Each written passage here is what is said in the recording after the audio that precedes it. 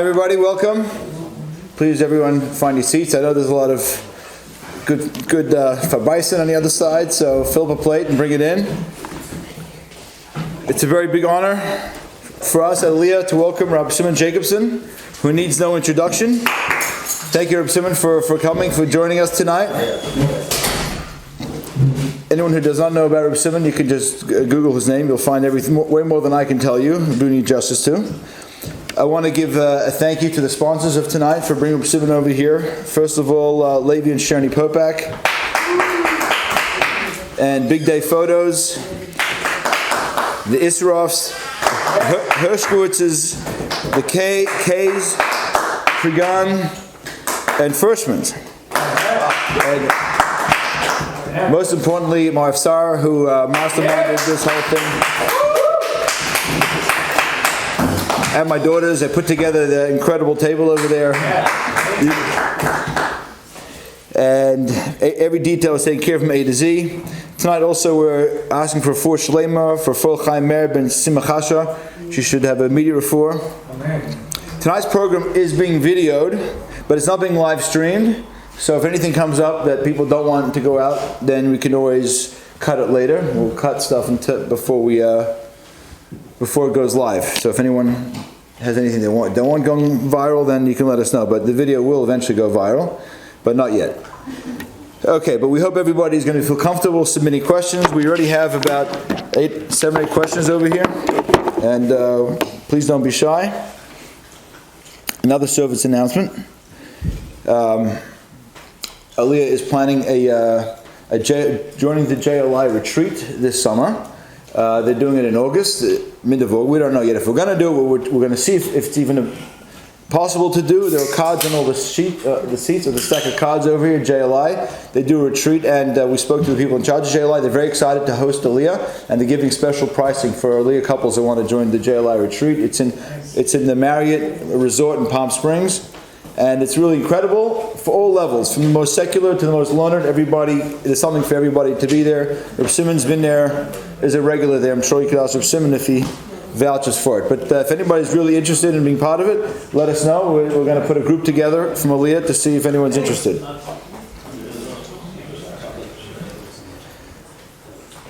Okay, when Adam Rishon asked Hashem, he saw all the animals and all the species were created with a spouse. He was upset that he didn't have a spouse. And he complained to Hashem, I want a partner. So Hashem gave him Chava. He says, here's an Ezer Kenegdoi. Now it's a funny word to use, Ezer Kenegdoi. You give me an Ezer, you give me a Kenegdoi. Ezer is a helper, Kenegdoi is an opposition. What do you give me? Someone to help me or someone to fight me? I thought I'm asking for a helper. And so, it's a very profound teaching that obviously you can have a friend, but someone who's just your friend just goes along and smiles and says hi to you every day when things aren't good, that's not necessarily your friend. Sometimes your spouse, your partner could press your buttons, could rub you the wrong way, could agitate you, and you could and it could bother you, and and you could get upset and annoyed at it. Or you could say, maybe this is the Ezer Kenegdoi. Sometimes we need to be pressed a little bit. We need to be pressured a little bit to tap into the deeper levels. Sometimes to bring out a potential, to bring out a deeper, greater powers. We need to be someone to put us a little bit in an uncomfortable place, and it's all opportunities of growth. And if we view it as opportunities of growth, then we can grow from challenges in marriage, or we can allow it just to be a Kenegdoi, and it can have devastating results. Anyway, so we're here tonight, everybody here, and everyone here who's going to see it eventually, I'm sure is watching this because we want to have better marriages, and all these questions that we have in marriage and stuff that we maybe disagree on, we want to get some clarity. And who better than Rabbi Shimon Jacobson, who deals with this on a day-to-day basis, answering people's questions and coaching and counseling groups and private individuals, than Rabbi Shimon himself, who also has the whole Rebbe's library of knowledge that he bases decisions on. So I want to call Rabbi Shimon to please come up and start on the questions. And please...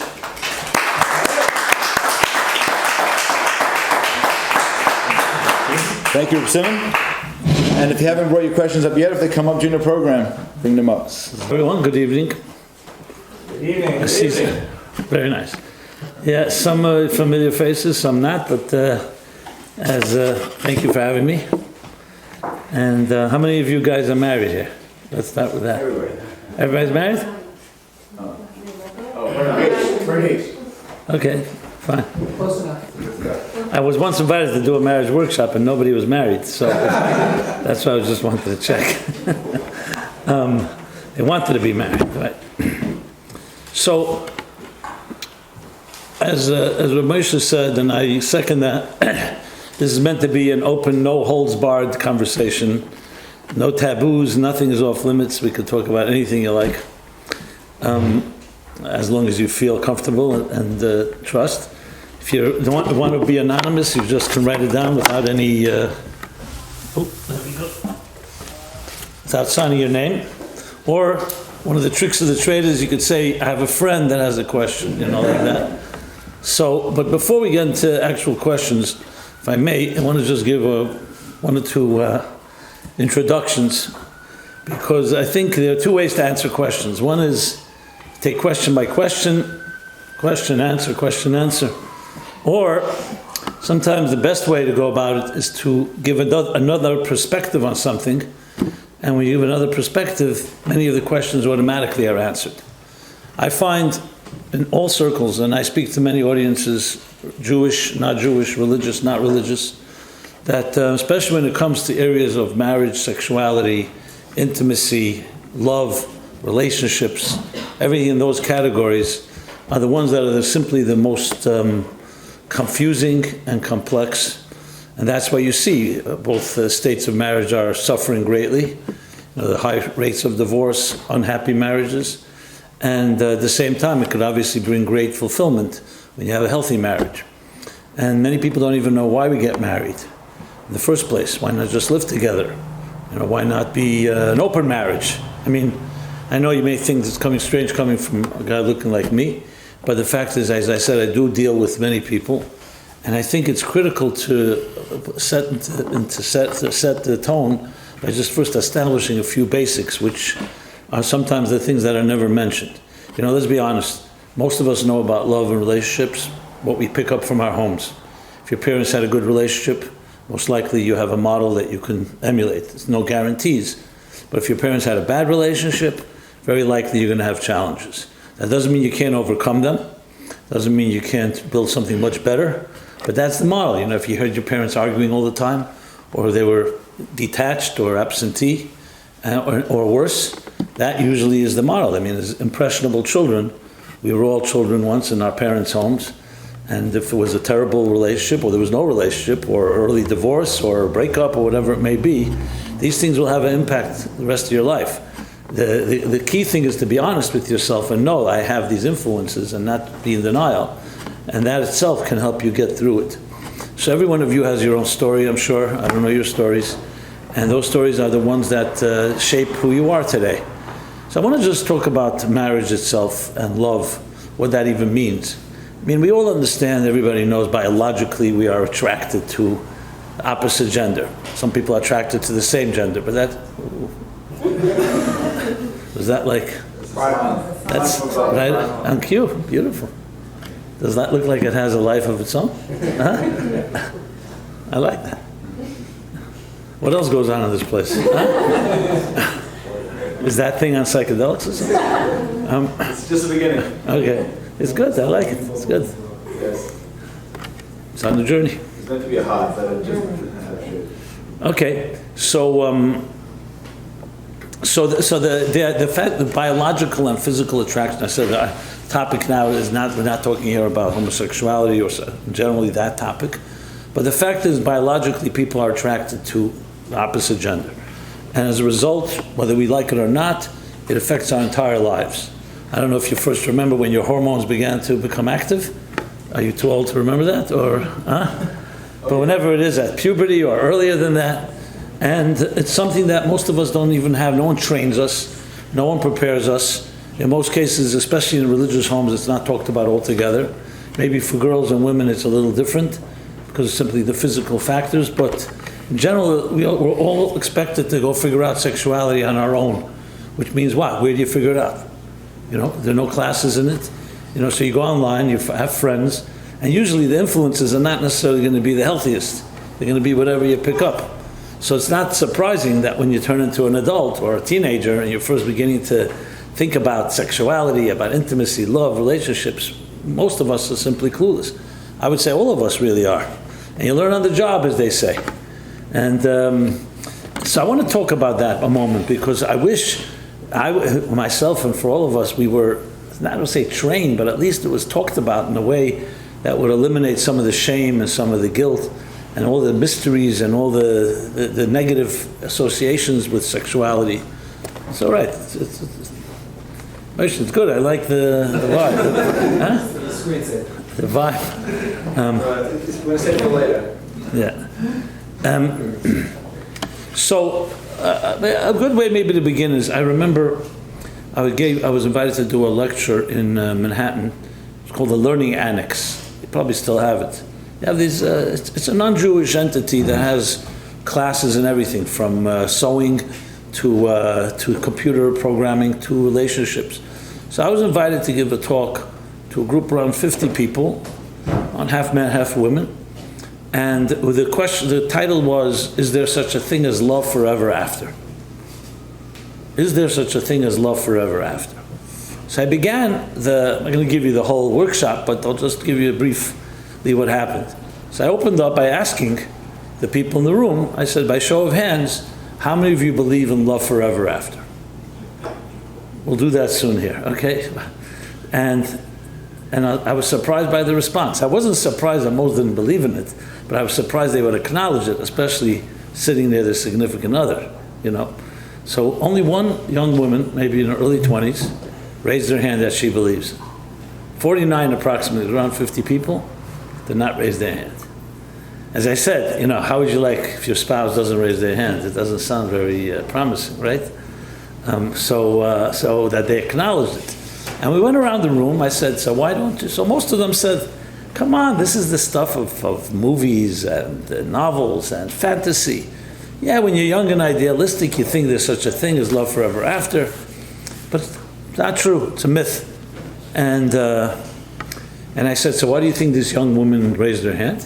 Because she's young. She probably wasn't disappointed. Her heart wasn't broken or something like that. But wait till she gets her first disappointment and first betrayal, and then we'll find out whether she still believes in it. And it was interesting how cynical they were. And as we went through the room, I wanted them to share why don't they believe in it.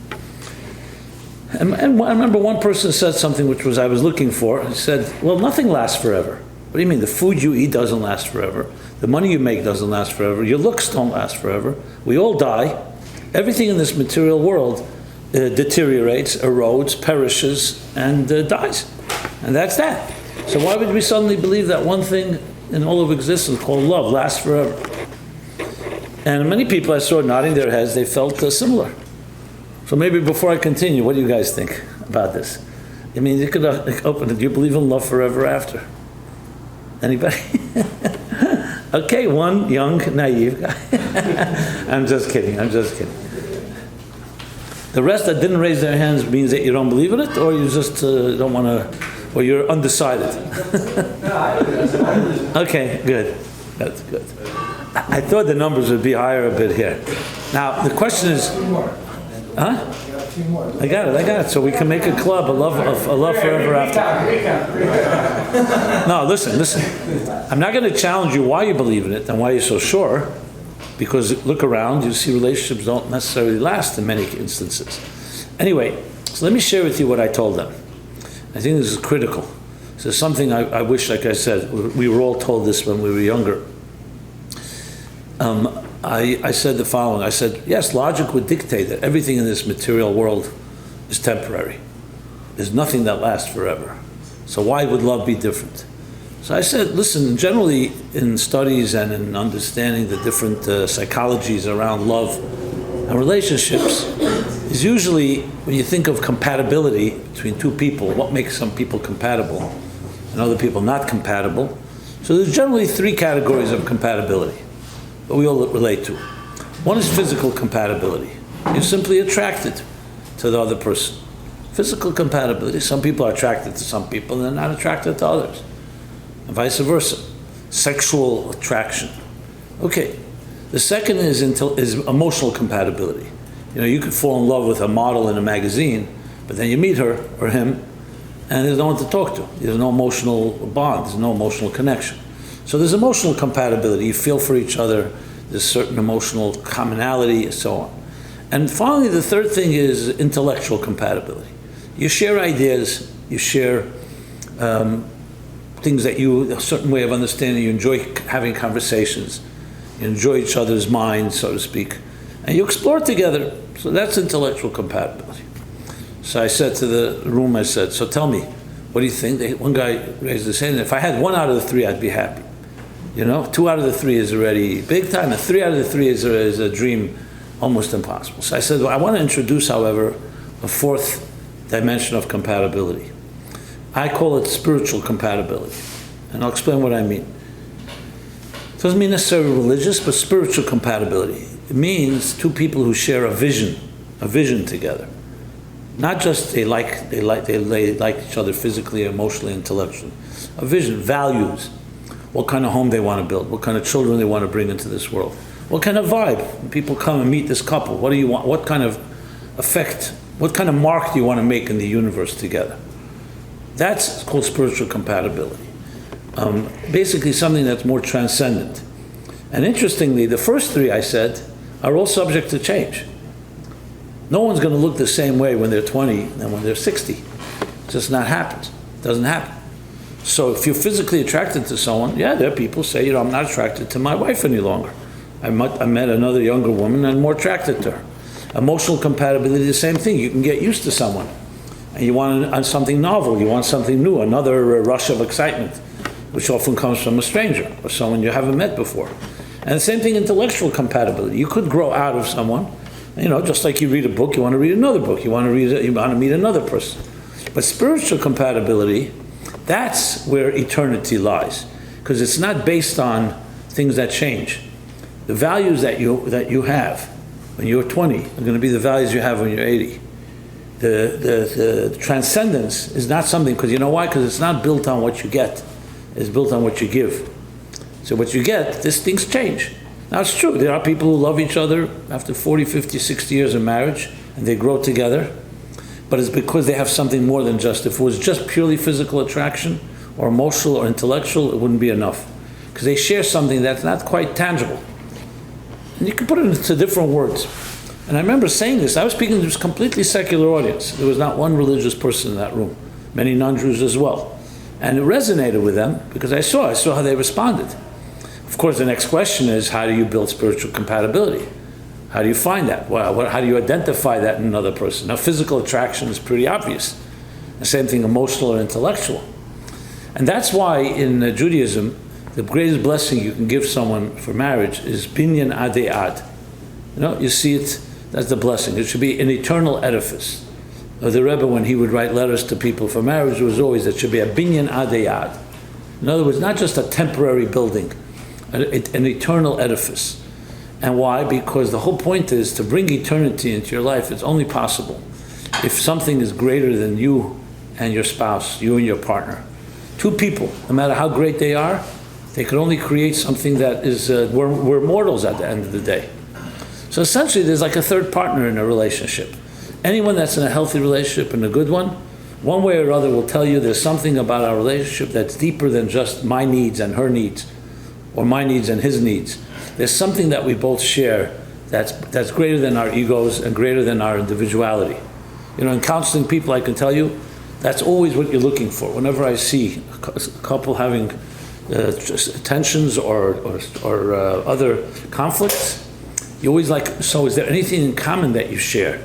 Or it became it's becomes this battle. He squeezes the toothpaste from the middle of the tube and I can't stand it. Obviously that's only a symptom of deeper issues. My point is that you want to find something that is not about my needs and your needs. It's not a negotiation, a business negotiation. If you give me what I want, I'll give you what you want. It's much deeper than that. There's something about it that is, the best word I can use is transcendent. And that's what I wanted, that's the first introduction I wanted to make. So I would say that no matter any challenge, if you can find the transcendent element, that's where marriages are going to be, will grow and thrive. You can always put band-aids. Look, a lot of therapy, marital therapy is a lot of band-aids and damage control. To lower the temperature and make things a little more calmer. But if you want true transformation, something that is like, you look forward to your marriage, you're not just tolerating it for the children or for whatever reason, because divorce is much worse than marriage, then the only way is to find something that is beautiful and transcendent.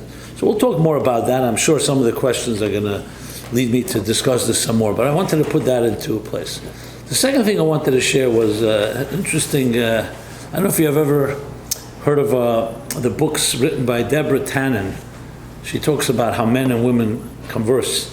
It's like conversations between men and women. Books like that, by that title. Deborah Tannen is her name. I want to share with you one anecdote, a story that is quite interesting. You're familiar with it? No, Okay. It's quite interesting. So here's the story. Husband comes home from work. His wife says, so how was your day? And of course, the male monosyllabic answer, good. That's it. It was good. Okay. And how was your day, honey? He asks his wife. And she starts going into, of course, all the details of every encounter she had and every and the people who aggravated her, the people who made her happy, and she's sharing and all that. And of course, everything she shares, he's constantly giving advice. Not that she solicited the advice, but he has to give his opinion. So he's giving his advice, because in his mind, why else would she be sharing if she doesn't want his opinion? He doesn't understand that sometimes you share just to share, you know. You'll see as the story develops here. Okay, fine. That night they go out to dinner with friends. So they go out to dinner, they go to a nice restaurant, sitting at dinner, and suddenly he opens his mouth and he starts sharing all his activities of the day. You know, how he put his boss in his place, how he got secured a new client, all his conquests. You know, and as a good man, he started in a very arrogant and very pompous way, describing all his achievements of the day, like showing off. Now you can imagine, the more he shares, the more his wife was getting furious. The reason being, because when she asked, how was your day, he said one word, good, which he said yesterday and the day before and since the first day of marriage. And here he's going on and sharing with friends. I mean, they're friends, but they're not, I'm your spouse. And of course she doesn't say anything. But slowly, as the evening wears on, it becomes very clear that she's extremely angry. You know, women know how to show anger without saying anything. You ever encounter a woman's silence? You know, I'm married for 40 years, so I have experience. Silence is much worse than words, right? Because words, at least you know what she's thinking. Silence, you have no idea. Anyway, so she's getting more and more silent, and I see all the women are smiling here, and the men are feeling a little uncomfortable. What's going on, huh? So at some point it becomes very clear, it's very awkward and very uncomfortable. So like she signals to him and they go to the powder room or whatever in the restaurant, and she says, I want to go home. Why? We're having such a great time. The entree didn't even come yet, you know, we're having what a beautiful time with friends. Why are we going home? And the more he's clueless, the angrier she gets, obviously. And she's not going to tell him, because she expects that he should understand on his own. Anyway, she says, okay, listen, you want to stay here? Stay here. I'm going home. Obviously, he's not going to stay in the restaurant by himself. So he finds some cockamamie excuse, tells the friends, we had an emergency, blah, blah, blah, we're out of here. On the way home in the car, this silence is deafening. She refuses to speak. He says, what happened? Nothing happened. We're having such a great time. She refuses to speak. He has no idea why. She's as angry as it gets. So they come home. So here Deborah Tannen writes, two things could happen. I mean, the healthiest thing would be where she says to him, I don't understand you. You know, I asked you how your day was, you told me good. We come to the restaurant with strangers or friends, but not family. You suddenly open up and his response would be, that's just nothing. We have to make some conversations. I'm talking about what I accomplished. It doesn't really matter. The fact is that we went out to dinner. That's our connection here. Who cares what I talked about? And essentially, or what happens is that she doesn't tell him and they both go to sleep and they're angry at each other. And this continues to pan. Then, of course, they get over it, and then the next time it happens again, again, and again. So what she points out is something very interesting. She says that men and women communicate differently. It's not like he doesn't want to share with her. Men, little boys, how do they connect with their friends? By doing things together. They play baseball, they travel, they do this, they do that. And girls communicate by talking to each other.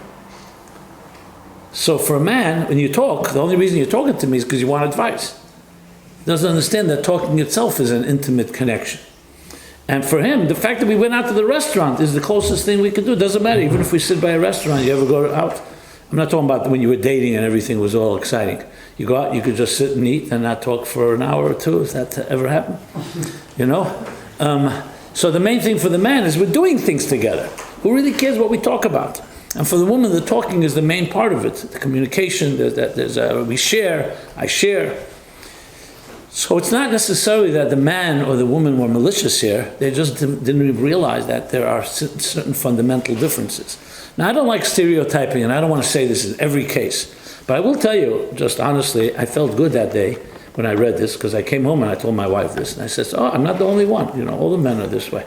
So, but my point here is not to justify it. The point is for us to understand each other. This is called transcendence. It means you get out of your own comfort zone and say, you know what, my wife likes to communicate. Let her communicate. And she wants to hear my day, not because she wants to give me advice. So maybe part of my relationship with her is to communicate. In other words, sometimes we do something for the other, even if it's not on our terms and it's not our natural comfort zone. I mean, at the end of the day, isn't that what love is about? Love is not just about the needs that you get, it's also what you give, like I said. So those are the two main things I wanted to just lay out, a little groundwork here, on understanding what relationships really are. And one final point, and this I will bring the spiritual side. If you look at the Torah, or some people call it the Bible, the Torah's view on love is very different than what we would call a scientific model that is prevalent today. Now, most theories on love in we call the biological evolutionary theory are based on the following: that a species, the first rule of every species, whether it's humans or animals, or even vegetable and flowers, is to perpetuate itself, to survive. The species must go on. We call sometimes survival of the fittest. And that's essentially why nature and biology created the idea of attraction. Because if a male was not attracted to a female, and a female was not attracted to a male, they wouldn't breed, and the species would die out. They wouldn't just say, okay, let's have children. But because there's a sexual attraction, and there's a powerful connection, that's what nature's way of tricking. That's the expression used sometimes. So, thank you. What is this like? L'chaim. Oh. Am I speaking coherently? Fine. Okay, fine. But the problem is, I could tell you as a speaker, the big problem is whenever you have these things, you put water or something, it's always, yes, it will usually spill out. So essentially, the reason we're attracted to each other is not as romantic as it sounds.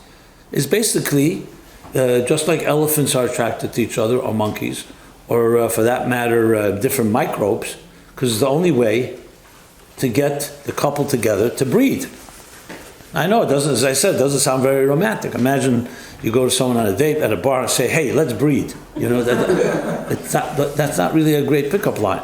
So there's actually a Schopenhauer, one of the philosophers in the 20s, in the earlier of the 20th century, actually writes that the whole concept of courtship and romance is actually a mistake. Nature worked too well, and human beings evolved. Instead of just doing the act and breeding, it turned them into sophisticated. No, they don't just breed. We have to go to a museum, and we have to go to a restaurant, and we have to go to a bar. You see, in the animal world, they don't have any of that. There's no spending any money. You don't have to go anywhere. You do what you got to do, and you move on. You don't even need a hotel room. Exactly. You don't need anything. You don't even need to get undressed. How you like that? There's no garment industry. There's no fashion. There's nothing. So, there are thinkers that actually write this. I know it sounds funny. They say humans evolved like we're mutations. So we got too sophisticated. But really, this essence of love is really a myth. It's essentially nature's way of getting a male and female together, because the only way that the species can continue on. Now, let's compare that to the Torah model. Torah model, which you would think would be less romantic, no, is actually the opposite. The Torah says the following, very straightforward, that the human being was created male and female in the divine image. I'm literally translating verses here without any commentary. Male and female, And then God separated the male and female from each other. It was an androgynous creature, half male, half female. Yeah, maybe that's where the gender issues get complicated. And then God separated them. And that's why they're attracted to each other, because they want to reconnect to their other part, their other half. That's from where we have the concept of a soulmate, the other half, the better half. And they want to reconnect to God, because together they can experience something transcendent. And actually, children is the second part of it. God said, when you will connect properly, I will bless you, and with the blessing of children. So in other words, marriage is not about having children. Marriage is about two halves of us, two souls connecting, or reconnecting, you can say, and becoming something greater than the sum of the parts. And that in turn will bring children. So compare that and tell me which one is a more romantic version.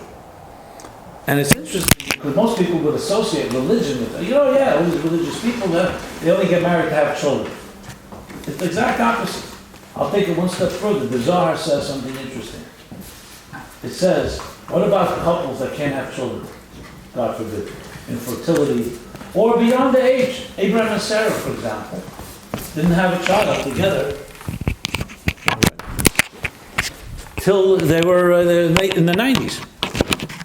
But they were intimate together, so the Zohar says something fascinating. That every time two people, a couple, come together in a sacred way, a soul is always born. The question is whether God will bless that soul to come down to earth in a body. But the fact is, the mere fact that people who love each other are together, obviously, as I said, in a holy, sacred way, an appropriate way, will always give birth to a soul. That's what the Zohar says. So it's a fascinating concept because it means love is actually a tremendously divine gift. I mean, it's not a surprise. To quote, if I may, Les Miserables. Some of you may have seen the play. So it says, to love another is to see the face of God.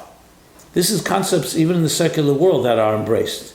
Because ultimately, what's the most godly experience you can have in this world? It's not just davening Yom Kippur or doing a mitzvah. It's love of another person. That is the most godly thing possible. And it's actually a model for having a relationship with God. That's why, I don't know if you know this law, it says that God says that never use religion to separate between a husband and wife. The Rambam brings in the end of the laws of Hanukkah. He says, what happens if you have Hanukkah and it's Shabbos? So you have to light Hanukkah candles and you want to light Shabbos candles. But you only have money for one candle. Do you light a Shabbos candle or do you light a Hanukkah candle? So initially you'd think a Hanukkah candle, because every week is Shabbos. We have 52 Shabbos a year. Hanukkah is only once a year. He says no, because the Hanukkah candles are coming to publicize the miracle of Hanukkah. Shabbos candles are coming to bring shalom bayis, to bring harmony between a husband and wife. That's why you light the candles. The warmth of the candles, the aura, is a skula. It creates an environment of love when it's done properly. So he says, and love trumps basically. I don't mean trumps in that context, but love is more powerful than. I once did that in a talk, and everyone said, "Oh, he's a pro-Trump." Or something. I said, "Look up in the dictionary. Long before Donald Trump, there was a word called Trump." I'm sure. And you walk out, right? I can't hear anything this guy's going to say anymore after that. So he says basically the love of husband and wife is more powerful than even the miracle of God. And he brings proof, fascinating proof, that in the case, the Torah talks, last week's chapter, we read about it, the Sota, where a woman is accused of infidelity. So there's a whole process of how to prove that she's innocent. And it says, God says, put my name on a parchment, put it under her tongue. And it says clearly, erase my name in order to preserve harmony between husband and wife. Now, erasing God's name is considered a pretty grave sin. I mean, I use this very often when people tell me, well, we're not religiously compatible. I say, never use religion to separate between a husband and wife, because a husband and wife is the most religious thing you can do. Shalom Bayis is also a mitzvah. It's not just Shabbos. Now, obviously, you have to figure out how to work it out in a way that both parties can deal with it. But if you're going to tell me that Shabbos is more important or kosher is more important than husband and wife being at peace, no, that's not the case. It's the opposite. Many people wouldn't think of it that way. Well, I'm sure we'll talk about this some more. and as we go through the evening. But I wanted to just conclude with that note before I go to the actual questions.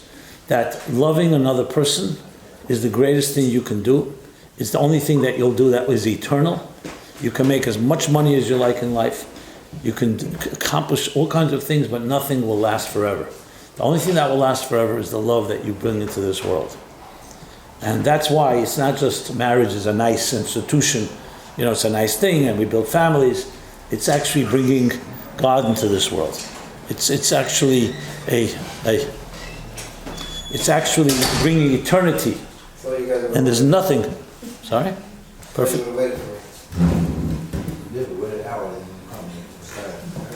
We did wait. We waited and waited, but okay. Please come on in. There are seats ready for you. And never underestimate. I always tell people, if you want to know success in life, it's not how much money you make, it's not how much success you have.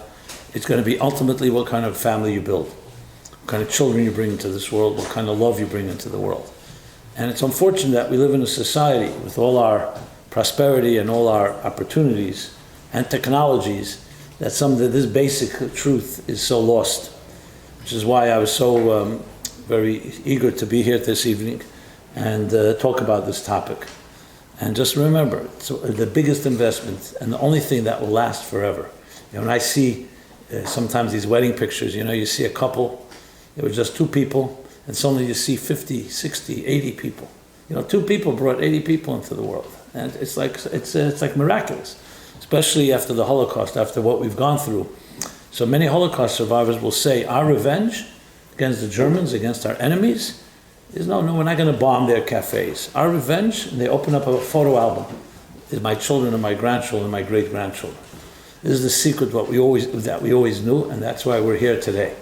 So never underestimate it. Sometimes we take for granted the things that are most powerful. The foundations of our lives, the foundation of this building, none of you have ever seen. But this building couldn't stand without a foundation. So the invisible foundation of life is the marriage, is your family, and that is what changes everything. You can build a first floor, a second floor, a third floor, all beautiful. But if the foundation is shaky, the whole structure will be shaky. So that's my opening remarks. And with that, how do you want me to do this? To read the questions? Pull it out randomly. Yeah, randomly. Okay, that's interesting. Okay, we'll pull it out. Come up to do the first one. So again, I'll read some questions. I'll be happy to take questions from the floor, if you like. And I hope my opening remarks will help put everything into context. How's that? Absolutely. Okay, let's go. Let's see. Okay. Great. Should both parties help? I need someone to help me here. Should both parties help into the marriage finance-wise? Is that correct? Something like that? Yeah? Okay. Well, first of all, the word should is not necessarily a word that you have to use in marriage. Try to avoid the word should, whether it's from man to woman, from husband to wife or wife to husband. Every case is different. So let me address this issue. Today many households, either due to expenses or whatever the reason is, you have to both spouses are both working. Is that the healthiest thing? Let me ask a secondary question and I'll get back to this. Some say the traditional way that the man is the breadwinner and the woman can do other things in building the home is the best way for a marriage. I'm not going to say that's an absolute. Obviously, in a situation where, let's say, children are coming to the home and so on, and the woman wants to be a mother, her primary thing, and they both agree with that, great, if they can manage it. But we know today's world, most cases, I don't know how you guys are, but most cases, both husband and wife are both usually working. I'm not getting now into the issue whether a woman should work or shouldn't work. I don't see any problem with a woman working. It's not an issue. It really comes down to what you want to do. Now, if you're asking the question if you need to work for your own identity, so to speak, for your own self-esteem, like some women will say, no, I don't want to be a housewife, I don't want to be a mother. That's like an inferior type of job. So now we can have a discussion why society decided that mothers are like are something that is inferior to what? To being an executive in an office. As I said, the children are the most important thing. But there is that stereotype. But I don't want to address that right now. So I look at it simply as a practical question. I would ask this couple, or any of you, what's going on with your finances? If you can't make ends meet, and both parties do want to work, then why not? Why shouldn't they? If one party doesn't want to work and says, my husband's lazy, let him work a little harder, and I don't want to be so we have to address that. So it's a harder question to answer without understanding the details. So I wouldn't say should both parties help in I think a partnership is, you do what it takes, If you see your marriage and your life as a partnership, and there are bills to pay, and both can participate, I don't see any reason why not. Unless somebody gives a very good reason. So my answer would be part of the partnership is that. Is the marriage based on both people working? I've dealt with couples where the husband wants his wife to work, and you find out he's making enough money, but he just wants to have more money, So if the wife wants to do it, it's fine, but if she feels imposed upon, I wouldn't go that way, Now, of course, this touches other question. What happens if the wife is the main breadwinner, and the husband is not really working? How's that for the male ego, and so on and so forth? It usually doesn't lead to good things, to be very honest. And even if the wife is happy with that, because the man has to feel accomplished, has to feel somewhat, I say that about anyone. When I got married, for example, my wife was an accomplished pianist. She played piano, classical piano. So I was I encouraged her a lot. I said, you should continue taking lessons. That she was also a music teacher. And it was really tremendous. It wasn't so much the money part. Yeah, when she gave lessons, she got paid. But it was so fulfilling for her, and I felt really happy that she can use her talents. So I would say, in the broader sense, as couples, what you want to do is encourage your partner to live up to their potential, and not just feel like a waste or just sitting around all day or doing nothing. Money is a secondary thing. Money is if you need the money. But I think more important is having that sense of fulfillment and accomplishment, that you feel I accomplished something today. Some people get it through work, some people do it through volunteerism, and so on. So that's my response to that question. Okay, next. It's no particular order here, right? Right, no. Okay. How do you find the balance between two different styles of parenting? Okay, good. I don't know what I have to qualify, because I've dealt with so many situations in life. It always comes down case by case. Like, I would not answer this to two couples the same way. I would want to know what the styles are. First of all, the first question you have to ask, are both styles legitimate? If one parent, for example, says, I don't care what my children do, and the other spouse feels I do care, I don't know if that's two styles of parenting. That may just be one is being negligent a bit. So that's why when I hear a question like this, I want to understand what are the two styles we're talking about. So I'll just give an example from my own life. I grew up in a home. My father was very busy. He was a journalist, and I really almost didn't see him. I saw him at night, sometimes Shabbos, but mostly I didn't see much of him. And my early ages, I felt like my father wasn't always around. As I grew older, I came to realize that my father gave a lot. It was just more more so-called passive, if you wish. It wasn't so directly. My mother was very hands-on, but they're very different styles, and it actually complemented each other. I think that they got along. There was no disagreement there.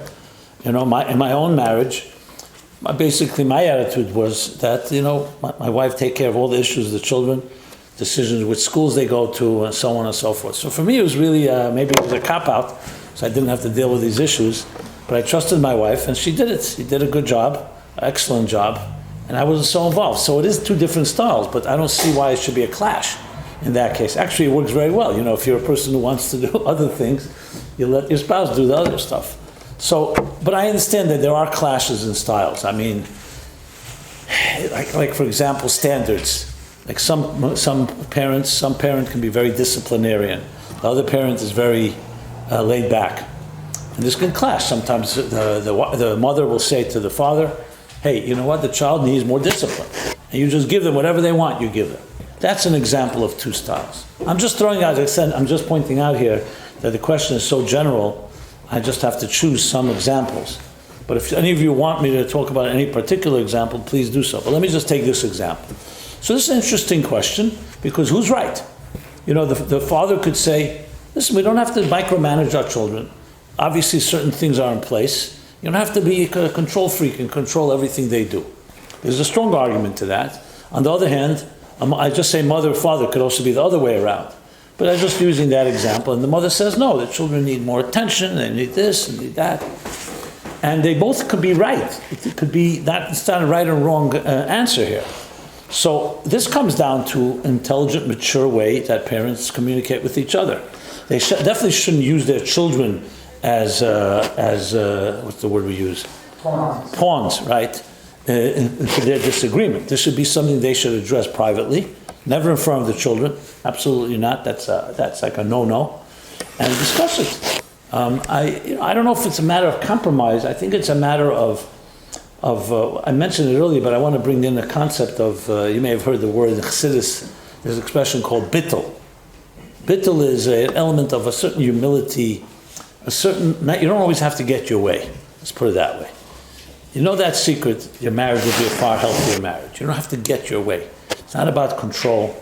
It's not about ownership. You know, marriage succeeds because people are able to be flexible and defer and are yielding.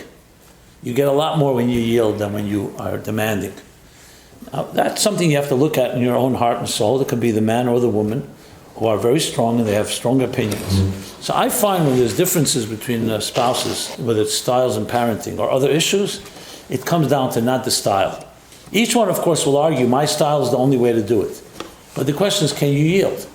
Are you able to get out of your own way and be able to do something that's not the way exactly? Maybe you can learn from your husband who's a little more laid back. Or he can learn from his wife, who in some areas to be a little more vigilant. I think it's an education process. A healthy marriage is also you teaching each other. I don't mean directly that you're the teacher of your spouse, but you learn from each other. That's the whole point. Isn't that like what real growth is? You know, you learn it from people and you don't get locked into your way. We all have our ways, and I'm sure there are times where we can be very stubborn and very trapped in our pattern. But you'll see healthy marriages have the yielding. I'll use the expression from the Medrash, the Talmud. It says, Le'olam, a person should always be rach kekana, flexible like a reed, and not hard like a cedar. Look at a storm. When a storm strikes, which are the trees, which are the plants that will survive a storm? The ones that yield in the wind. The ones that stand strong are the ones that usually will fall. So it's critical to have that flexibility. It's part of life, and it's not just with marriage, frankly. It's with people as well. For instance, most arguments come because people are very locked into their way, and there's no way they could hear somebody else. You know, I find that to be usually the root of that is insecurity. It may look like arrogance, it may look like they're very strong-willed, but it's not. It's insecurity. The most secure people are the ones that can coexist with others. Because you don't need to be wrong for me to be right. As soon as somebody has to win or control, you know there's something else going on. So these are some of the factors I would bring into the picture in discussing different styles. But as I said, the styles can be so many different areas. I mean, it can be, for example, one parent wants to send the children to a more religious school, and the other one a more not so religious, secular school. I don't know if that's a style question. Maybe it's more of a religious question, so maybe we'll get into that later. But anybody wants to bring up another example of styles, besides what I mentioned here? Or I'll move to the next question. Okay. Why do they look like one person wrote them all? Is this like a setup or something? Okay. Okay, my spouse is an addict to a substance and can't stop and refuses to go for help. Okay. Huh? You all wrote this one? Huh? Okay. What can I do to force him? Okay, so we know it's a him. To get help It's affecting the whole family unit. Okay, yeah, this is a heavy one. So everybody got the question? Basically, a spouse that's an addict and refuses to go for help. It's affecting the whole family unit. What can you as a spouse of that person do? So unfortunately, this is more common than we would like. And you get all the words that you hear in psychology about enabling, codependency, Al-Anon, all that stuff is all obviously in this category. And sadly, I've dealt with many such cases, many such situations, and they all end up sometimes very different. There's no one rule. But I'm assuming that this situation that is being described, which is the hardest one, it's one thing dealing with an addict that is going for help. That also needs advice. It's not so simple. A person who's an addict has challenges. But someone that refuses to go for help is a very tough one. It's tough because what do? Do you make an ultimatum? I'll just go through the usual suspects, the options. Do you make an ultimatum? But then you have to stand by your ultimatum. You can't just say either or unless you really have to live up to it. So I'll tell you a recent episode that just comes to mind, where the husband was an alcoholic and refused to acknowledge it. He just said, I'm saying l'chaim and this in the morning, and Shabbos, 24/7. Days and why? Right. Anyway, it was how did I get involved? Because they had gone to different therapy, nothing was working. So I met them, and it was pretty clear to me. It doesn't take much if you're a little trained to see. You see how the denial, you see the evasiveness, the minimizing. It's like when I asked him, I said, "So tell me, if you're not an alcoholic, how would we know if you are an alcoholic?" He couldn't answer that question. So it was not about pointing fingers, but he refused to acknowledge it, and the wife was accepting it, but she didn't want to get divorced. She didn't want to disrupt the whole. 1 second here. You're right. It's the mic. And it got even physical a few times. And I realized the issue is not him alone; it's also her. She does not want to confront him. And then she starts blaming herself. If you know all the syndromes involved, sometimes the spouse starts blaming. Oh, if I was nice to him, he wouldn't be so angry. Therefore, maybe he wouldn't drink. And that's when it really gets complicated, because you start blaming yourself, which is not the case at all. You're not at fault. And in this case, it ended up in divorce, I have to say, because he just refused to acknowledge it. And then it came to a point where he was getting worse and worse, and he became violent. And she realized at some point. Now, when I first met them, I felt it's going in that direction, because I just saw his denial was so deep. He just refused to go for help. I then spoke to him privately. I said to him, isn't your wife and your children the most important thing in your life? You're going to lose them. Because he says, but I'm not an alcoholic. I said, yeah, but your whole Shabbos, you're not home. What are you talking about? You're not available, and so on. No, I'm just with friends, all kinds of excuses. And I tried to read the riot act and tell him the consequences. So I'm always hopeful, to be honest. I never give up on anyone. Here I didn't feel, at the end of the day, even an ultimatum didn't work. So I'm really giving you the worst case scenario. What I'm saying is, if you're in a situation like this, here's my advice. You must talk to someone, an independent party. Don't rely on your own judgment, because you'll be clouded.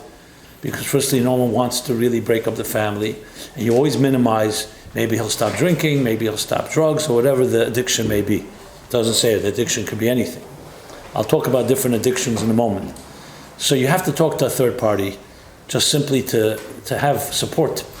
Because a big part of this is demoralizing.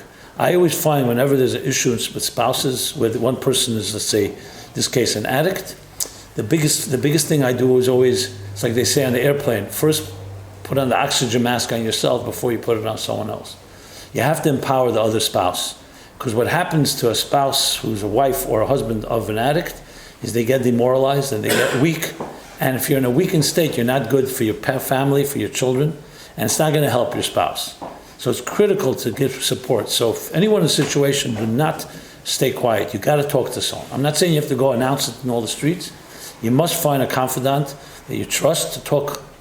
And that person hopefully can also help, direct, and maybe you may need more intervention and so on. Obviously, the first step always is directly talking to the person involved, and you only tighten the screws as you go. I mean, when I deal with these things, I start off obviously always pleasant and say, look, you have a family here. Your first priority is your family. If that doesn't work, you have to start putting more pressure, to be honest. There's no way around it. Addicts don't stop being addicts just because one day they wake up. It's either hitting rock bottom. I literally just met someone, he's a relative of mine, Shabbos, and he told me that he was drinking, alcoholic, he was denial. He called himself more saying l'chaims, But 6 years ago, he stopped. And I said, what caused you to stop? My wife basically gave me an ultimatum. She was going to leave me. And then the community got involved because he did something embarrassing or whatever. So it's usually something like that catalyst. Now, it's very hard to make ultimatums because it's like, it's like the last resort. But sometimes it's necessary. But I wouldn't do it on my own. Always have someone that you're consulting with, because you need someone that's objective, that's not caught up in the emotions of it, that can really methodically talk about it, and hopefully also talk to that spouse. Now this, even though this question was asked about the husband, could be the other way around too.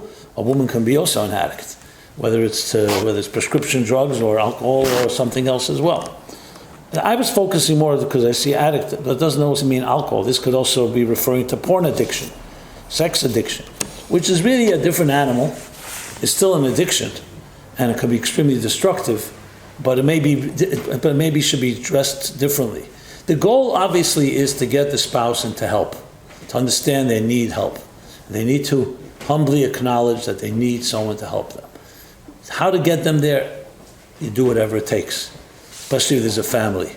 If there's children, you really have to, there's no way around that. The children see it, even if they're young, they get a little older. The damage, what can I tell you? I've seen children growing up in homes of fathers or mothers that were addicts. It creates terrible long-term damage because the children start realizing, and then there's the shame. You don't want your friends to see your father drunk. And all that comes with that, creates a lot of collateral and generational problems. So I think this is something extremely serious, and don't ignore it. Find someone to talk to and go from there. That would be my immediate advice. Beyond that, as I said, case by case, we have to know in each situation. Now, just since I painted a terrible picture, let me tell you a good picture. I've seen situations where, yes, there were ultimatums, or the husband or the wife woke up and they went for help, and their marriages today are beautiful. I know people with names, not just theory, people who did get their act together. So it's not a hopeless situation. The question is, what will it take, and then case by case. Anybody want more details follow up more on this? Because it's a big topic, and I'm sure it affects many of us. I could elaborate more, or I'll just go to the next question. It's your call. Next. Okay.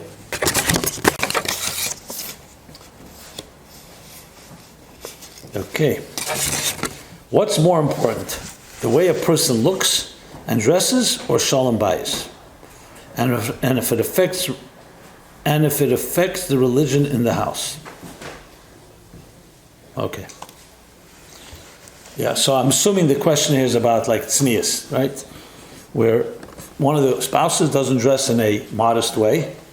Should you make an issue of it if it bothers you? Or shalom bayis is more important. Just to leave it alone, and at least there's harmony and not arguments in the home. I'm assuming I'm rephrasing, that's probably the question. But the second part of the question, if it affects the religion in the home, which again means, I guess, the standard, people dressing, let's say, in a way that some spouses may feel inappropriate, and it's affecting the children or affecting how other people look at the home when they come in the house. Okay, this too is not an easy question to answer. I will say this. I want to just say something about tznius altogether, which may be surprising to you, maybe not. There's a big misunderstanding about tznius altogether. Many of us in our schools, especially girls, were taught that tznius is like because a woman can be provocative and men are fickle and very seductive oriented, etc. So women have to be careful how they dress and so on. Almost like putting the responsibility on women. Because men, you can't trust. There's that attitude. which I find to be, frankly, quite insulting as a man. But not that I don't know men like that. We know that men can be quite, what shall we say, like animals. But to say that all men are that way is a little, somewhat discriminatory. But also, more importantly, it's also demeaning to a woman. What does that mean? That she's the one that's responsible for anything that happens wrong because she dressed a certain way or she behaved a certain way. So I think that tznius, the very word, people don't understand what it means. Everyone thinks tznius is like covering the private parts in your body, or whether it's onto your knees or sleeves or your elbows, etc., etc. The word tznius comes from a verse in a pasuk. It's actually a very beautiful verse, and it talks not even about women or men for that matter. It talks about the kahanim, the priests. It says, "Behatzne leches im Hashem alekecha." You shall walk modestly with your God. It's about modesty. You can have a person that's covered from head to toe, and they can be completely not tzniusdik in their body language, the way they look at you, the way they speak. And you can have someone who's dressed completely not tzniusdik, and they just have a modest personality. Now, obviously, you want both because externals matter, but people misunderstand. Tznius is also the way you take a shower. Tznius is how you dress in your own privacy, even if there's no one there. It's not about provoking others. There's an element of that, but that's like just a small part of it. It's your own dignity. When we say kvuda bas melech prima, like a prince, a princess, they behave with certain dignity. You see some people, they carry themselves with a demeanor, dignified, they look majestic. It's far more than just sexual promiscuity or provocation. There's a part of it that's that, but the focus is so much on that there's a complete misunderstanding. I can tell you, I dealt with a situation very similar to this question, where a woman she just didn't care about how she dressed. She became very loose with it, and part of it is because she was very burned. In school, there was real witch hunters who humiliated the girls in how they were dressed. So she just dropped the whole thing. But she's one of the most tzniusdik people I've ever met. As a person, she's a person you can trust. She would never ever cheat on her husband. She wasn't like the flirtatious type that she's going out there and being promiscuous. It's just the clothing didn't matter to her. She gave up on it. So it's much more complicated than just a matter of. So I would say the following: if you have a spouse that you feel is an issue of how she dresses, or for that matter how he dresses, I'm saying she because usually it's that way. I would say you have to first establish: is your wife really a non-tzniusdik person, or she's just not dressing in the best, most halachic way? Let's say it's very, very different. If you have a wife that you feel is crossing lines and being flirtatious and with other men or other stuff, that's another question. But if it's just a matter of dress, I would say much better to be pleasant and kind and just be loving and shalom bayis. If indeed you feel that the spouse is doing things that are compromising to the marriage, that's another story. But that's not really, I think, the question here. So there are things that you have to overlook. Look, I always find, and this maybe touches upon religion in general, couples, they get married, and they say, well, my husband's not frum enough. He's not davening 3 times a day. Or I don't think he puts on tefillin every day, or whatever, something like that. And should I marry this guy? Everything else checks out. It's only the religious compatibility. Or sometimes the other way around. The husband or the man says that the woman is not on the highest standard.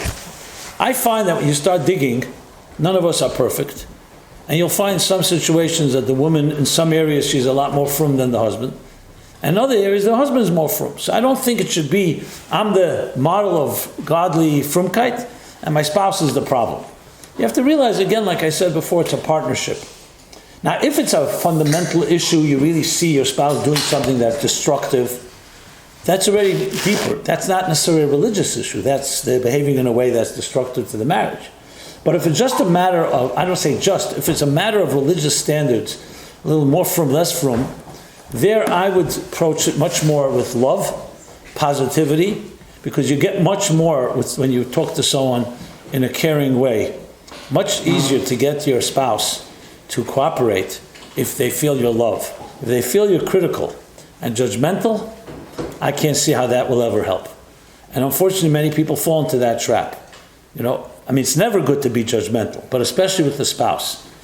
I'll just tell one story with the Rebbe. I use it a lot. So as a couple came to see the Rebbe in the earlier years, and the husband was claimed that the wife is not religious enough. Okay. And he gave some examples. The Rebbe asked the wife if she minds to step out. He wants to talk to the husband-in-law.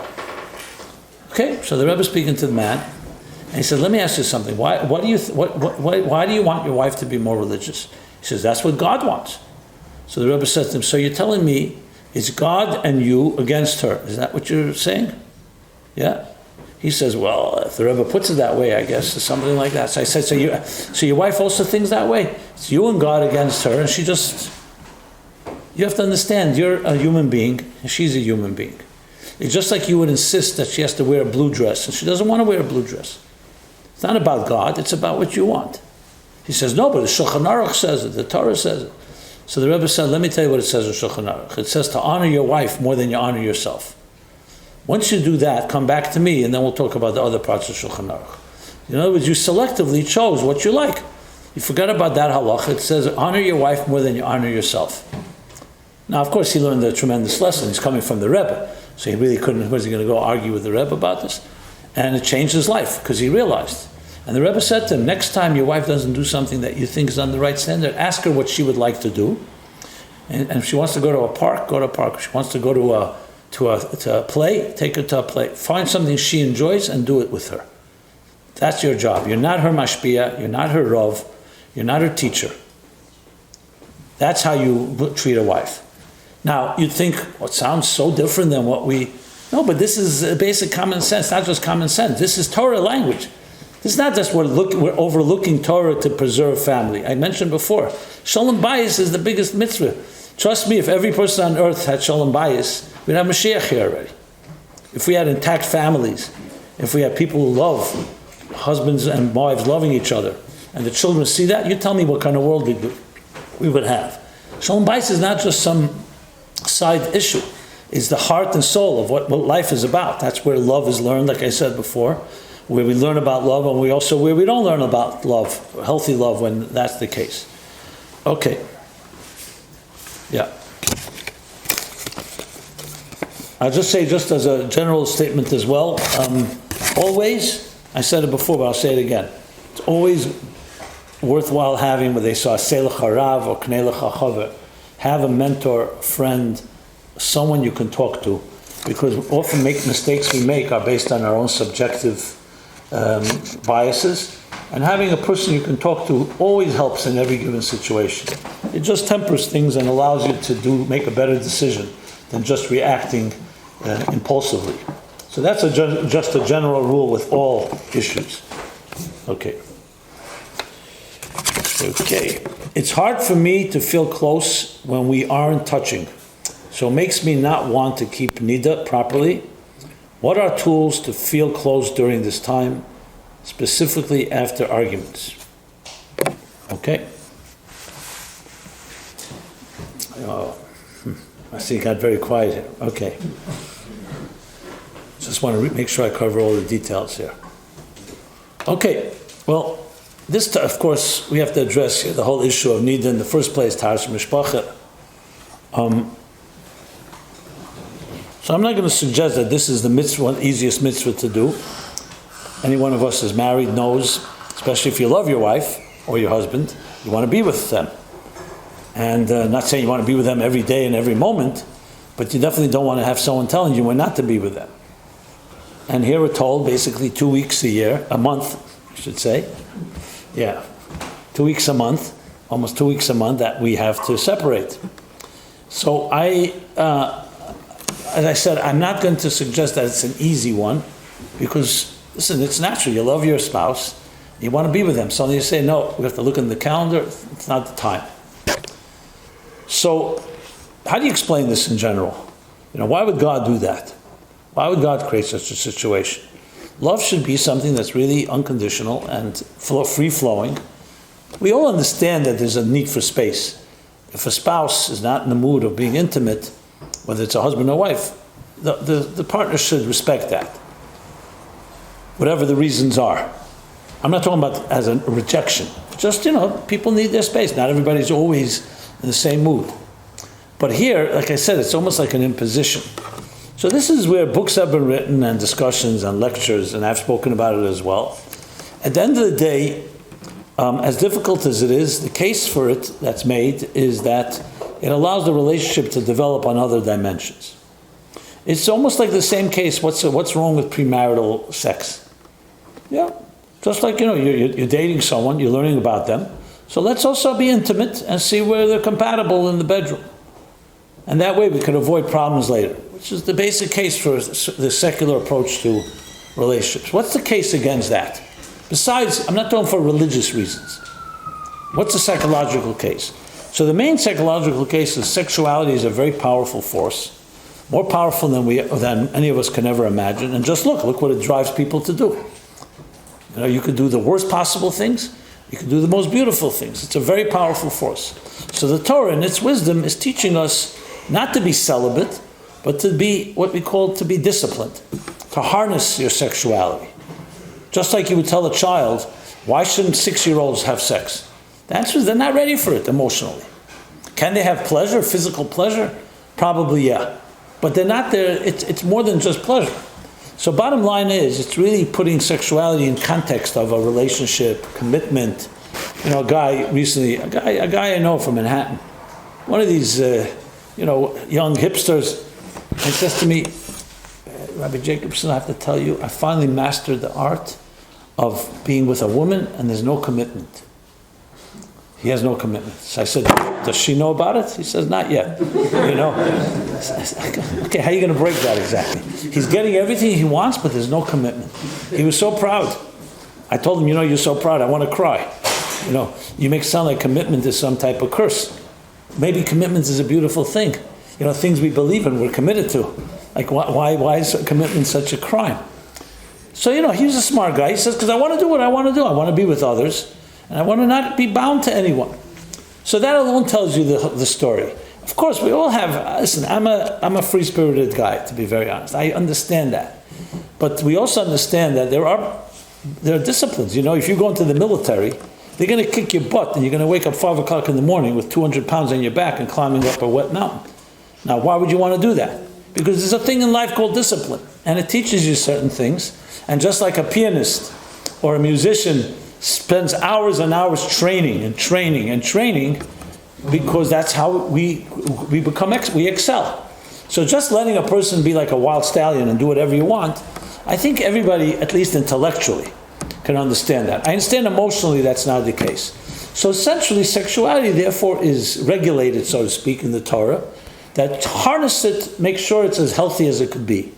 So essentially, the idea of Taras Mishpach is based is that you don't own your wife, she doesn't own you, and that there are 2 weeks in a month where you have to figure out another way of relating to each other, because you don't want sexuality to control and rule everything.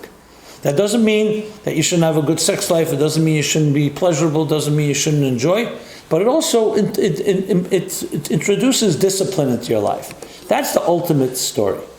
So going back to the question, I would say the following. You have to know how you look at nida and so on. If it's presented in a very ugly way, like many people, the woman is dirty and she's off limits. Once you present it that way, who wants to embrace such a mitzvah? It sounds disgusting. But if you could understand it in that context, then maybe it's a time for being creative. Look, as I said, I'm married now this year, I'm 40 years married. Okay? So I probably break all the records in this room, right? You're all young little people here. Of course, you love your wife, you want to be together. Were there many challenges? Plenty of them. And sometimes you make mistakes too, but there's a standard that you try to live up to. And the more you understand it, because at the end of the day, let's be very honest. At the end of the day, what do you really love about your partner? So some people say, I love their body. But we all understand it's not the corpse, God forbid, that you love. It's the soul within the body. So it happens to be a beautiful body, great. But it's not just a body, it's a personality, it's a soul. So why shouldn't we be developing our soul connections in our marriages, not just our body connections? And again, I'm not saying that bodies are off limits, but that's essentially the approach I would take. And try to cultivate that and be as good as you can and be as creative as you can. Just going back to the question, it's hard for me to feel close. So I would say the challenge is how do you bring closeness that is not necessarily connected to physical touch, and about specifically after arguments. I guess you're suggesting that sex is like solves arguments. Okay, it's called after. You said physical touch. Like you could not. No, I understand. Like a hug. I got it. Yeah. No, I understand. Also, very simple. If your wife or the husband are in need of an embrace, and suddenly you're told, okay, you can't embrace the person that's closest to you on earth. I'm telling you, I know that. I'm not suggesting it's easy. I'm not coming here to tell you I have some type of quick, some cute answer. The only thing I can say is that it's an opportunity to find other ways to embrace, and you just have to work on it and listen. And if you do slip, just don't feel too guilty. I'm not giving you, not condoning it. I'm just saying, don't make yourself crazy, and you move on. The point is, there's a standard here. I remember I was once asked. It says in Yom Kippur you're not supposed to be intimate with your wife, or spouses shouldn't be intimate, I should say. So I remember someone asked me the question, 1 second, why? Yom Kippur is the holiest day of the year. It's the best time to be close with your spouse. And we're not talking about the issue of nida. So very good question. I thought about it. And then I said, there's another similar question. Shabbos is all about song, right? Zmiris, we sing, Shabbos Nagurim, and so on. So why shouldn't we play instruments on Shabbos? The best day to play music is on Shabbos. Yeah, but I'm talking about today. So the answer is because sometimes you have to play natural music without instruments. And Yom Kippur is not a day that you can be close. It's because you're close with God. So right when you're close with God, when Moshe Rabbeinu was on the mountain, he's close with God. Sometimes even your own spouse, it's not the person to be physically close. It's a time to be spiritually close. So in other words, there's a lot of ways of creating connections and intimacy. So I don't think we have the time now to go into it, but I would probably make a whole course just on that. How do you spiritually connect to your spouse, not physically? That would probably be, because you don't want it to feel just deprived. Just 2 weeks, okay, we can't be intimate. You want to see it like here 2 weeks is a way of being intimate in another way, in another fashion. That's the way I would approach I it. read a line once that a successful marriage, you need to be lovers and be best friends. So for 2 weeks you're lovers, and the other 2 weeks you have to develop the friendship aspect of it as well. And Okay. friends have to learn to get along after a fight. Spouses have to learn how to get along. Okay, good. Next question. Okay, we have more to come. How do you keep the connection between a couple after having kids? Okay.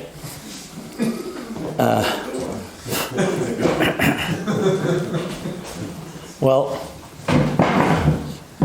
so we all remember the first time we have a kid. And basically, first of all, you learn how not to sleep. And you think it's never going to end. You're never going to sleep again. I'm talking about even yourself. I'm talking about...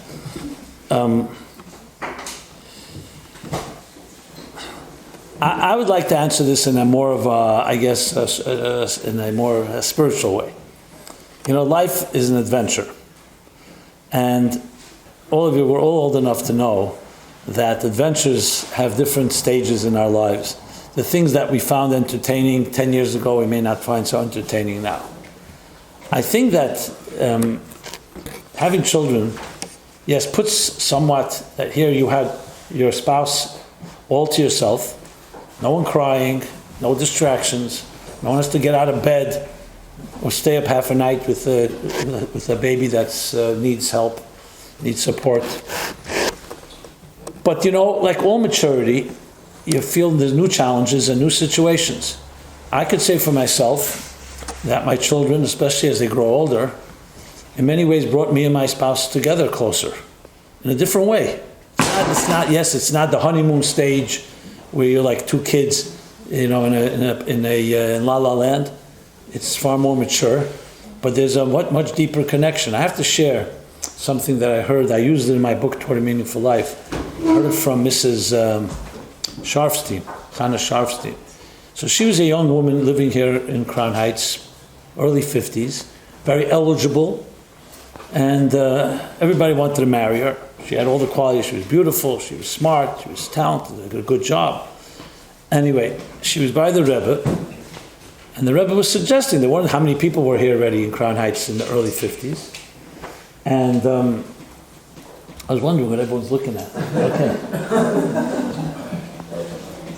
Fine. No, it's all right, it's all right.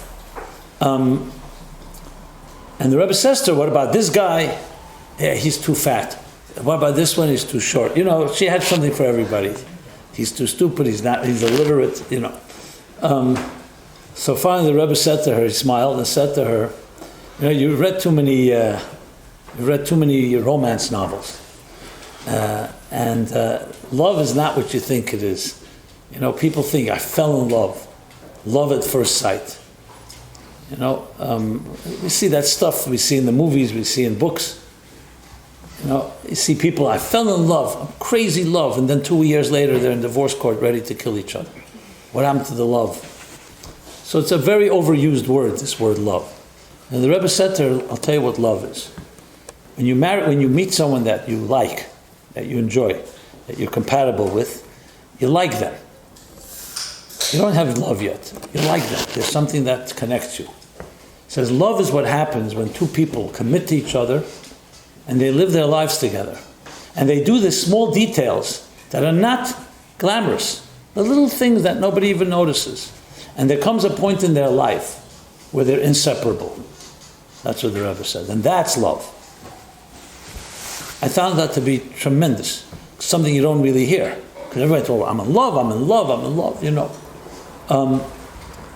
My own example would be, love is the tree that grows from the seeds that you plant. Trees don't grow overnight.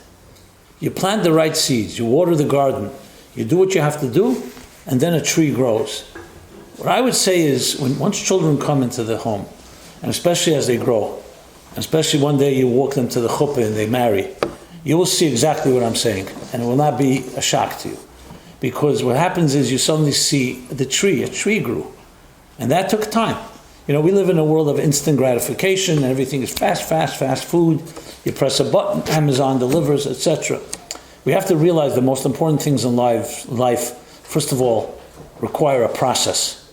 Things don't happen. A baby is not born in a day. It takes 9 months. Trees don't grow overnight. And the second thing is things emerge. You can't pull a flower out of the ground. You do what you got to do and the flower emerges. Love is exactly like that. And it's a big mistake when you look at the media, you look at how love is presented in every television show, every movie, and every Netflix, everything. It's a complete distortion. It's the external. Yeah, the moment looks very beautiful. But it's not, you're not talking about a tree. That's why you don't see commitment connected to relationships today. It's like two separate things. You know, love is a state of being. It's not just an act. It's not just one specific thing. It's a whole process. So I think what you have to realize is when children come into play, meaning children come into the world, your love is going to have to evolve into a more mature type of love. It's not the same love as it was when you're, just like, you know, when you were a free single life and just swinging around and do whatever you like, floating around. It's different. Once you're married, you know, there's certain commitment. There's someone cares, someone wants to know that you're coming home. You're not just doing whatever you like. Yeah, does that create some limits? It creates limits, but the benefits far outweigh the limits, hopefully, which is why we're talking about this in the first place. You know, marriage as a positive thing, not as Woody Allen puts it. You want to know how he says it? I don't want to say it here. It undermines this whole conversation. I'll say it anyway. It's a good joke. He says, he says marriage is the death of hope. Okay. Okay, now look at his life, and then you tell me. His life, yeah. Yeah, but you didn't keep Taras Mishpacha. Yeah, worse than that. About that, by the way. I always struggled with Taras Mishpacha, to be honest. I don't mean just personally. Philosophically, I always wondered why Hashem made it that way. He could have made it should be 3 days a month. Why does it have to be 2 weeks, right? A little easier. But I remember when I first, and I mean this is going to sound a little strange, but the first time I started learning, unfortunately, about child abuse, especially sex abuse, and I realized how many problems there are. I remember the first time I heard, I don't even want to mention it, but I'll mention it. The first time I heard about incest in a home, I was like so shocked, I couldn't believe it. Even though we know the Torah talks about these laws and all that, on Yom Kippur we read about it, but the first time I heard about who, I couldn't believe it. I said, how can a father hurt his own child? That to me was like, there are crimes, we all can see ourselves doing something, tempted, but there's certain things can you see yourself beating up a 2-year-old child? You have to be like inhumane, like a Nazi. And that's when I remember going back to the Parsha and Achrei, we read on Yom Kippur, of all days of the year, on Yom Kippur by Mincha, we read about all these sexual perversions and all the sexual crimes, incest basically. And then I realized that sexuality, yes, of course, we could say two people are together intimately without any boundaries doesn't sound very, very dangerous. But sexuality, if the lines are not crossed, it could end up becoming such a destructive force. So it makes total sense that there should be some very, I don't call it regulation, but some real disciplines, because sex without limits creates the worst possible things. And I'm not talking about two consenting adults. It will spill over into hurting people and damaging people in most terrible ways. Just wanted to throw that out there. Okay, next. How do you maintain a great marriage and home when one spouse is more religious than the other? Yes, we addressed it somewhat. I think let's define the word religion, if I may. When the Jews left Mitzrayim, Egypt, so they told Hashem, since you took us out of Egypt, why don't you now tell us what your commands are, your mitzvahs? Give us your religious laws. And interesting, Hashem said, no, not yet. He said, first kabla malchusai, first accept me, my sovereignty, first have a relationship with me, and then I'll give you a list of things that I want you to do. I find that to be an unbelievable lesson. The big mistake about religion is that people think the relationship with God is built on doing the do's and don'ts. It's not true. Your relationship with God is built on one principle, that God's put you on this earth and says, you're my partner, you're my child, you have a mission. That's the single most important thing. Then, how do you fulfill the mission? There are ways to do it. This thing called Shabbos, this thing called Kashrus, this thing called Tzedakah. There's 613 mitzvahs. But a big problem, a big mistake, even in the religious world, is they think religion is based on the details. The religion is based on the relationship. Talk about marriage. Imagine your connection to your spouse is simply based on one thing. And whatever your spouse says to do, you do. You get a grocery list every morning, here's the to-do list, and you do everything perfectly. But there's no feelings, there's no care, there's no trust, there's no love. What kind of relationship would that be? That would be like you're an errand boy. Whatever your wife or your husband tells you to do, that's what you do. Relationship begins with a connection. There's a connection.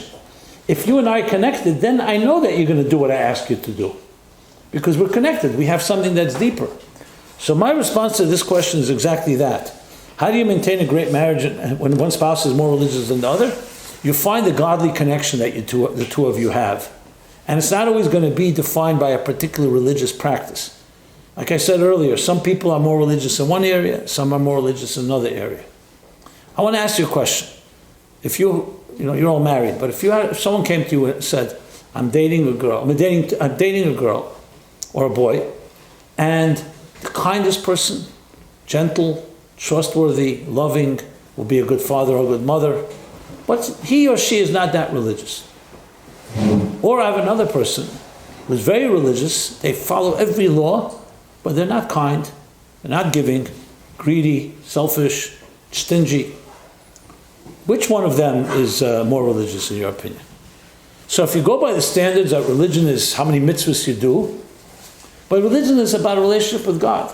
There's no question in my mind that the kind person with midas tevis, a kind person, is in many ways much more religious than the person who may daven another hour or half hour or do another mitzvah in a very... I'm not trying to knock mitzvahs. I wish you could have the best of both worlds. So I think it's important to recalibrate or reassess what means religion. If you have a good husband or a good wife, and they're loyal, and they're kind, and they're good parents, and they're good to you, Why is that not count as a godly thing? Now, if they also have a certain level of religiosity, by all means. But I wouldn't build it purely on the religion itself. I would look for the relationship. Now, if you told me, no, we don't even have that connection, that not only is my spouse not religious, but they're not really around and so on. So then again, you're talking about the very fabric and the quality of the marriage, of the relationship. But I think that's why I would want to know what this question, what do you mean by religion exactly? And I would overlook a lot of things if that connection is there.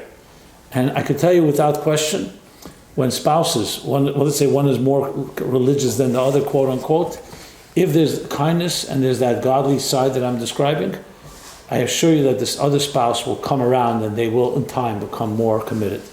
Because very often people drop commitments not because they don't believe in God. It's because they had very negative experiences around, let's be honest. And it became irrelevant to them. Like, who really cares? God really cares if I check my text on Shabbos? You become lax about it.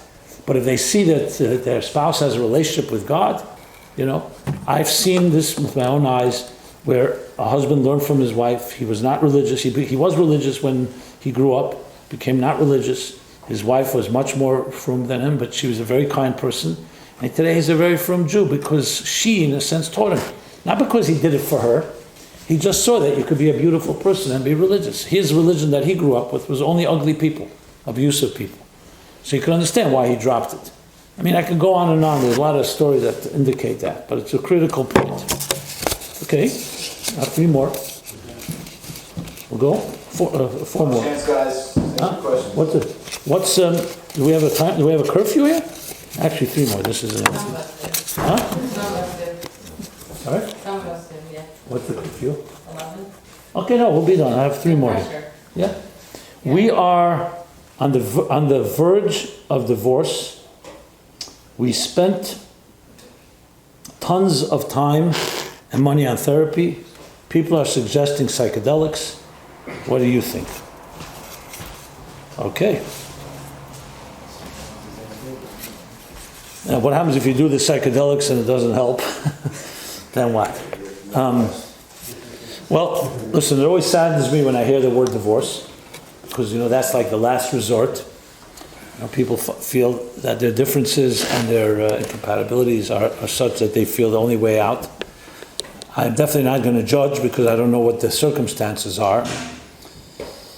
Yeah, therapy, frankly, is not always good because not all therapists know what they're doing, as you probably know. So I would divide this question into two parts. First of all, have you really left no stone unturned regarding the marriage, and is a divorce the only option? And why? And the second half would be, why do you think psychedelics are going to change that? If you really don't want to be with your spouse, so what do you think is going to happen with the psychedelics?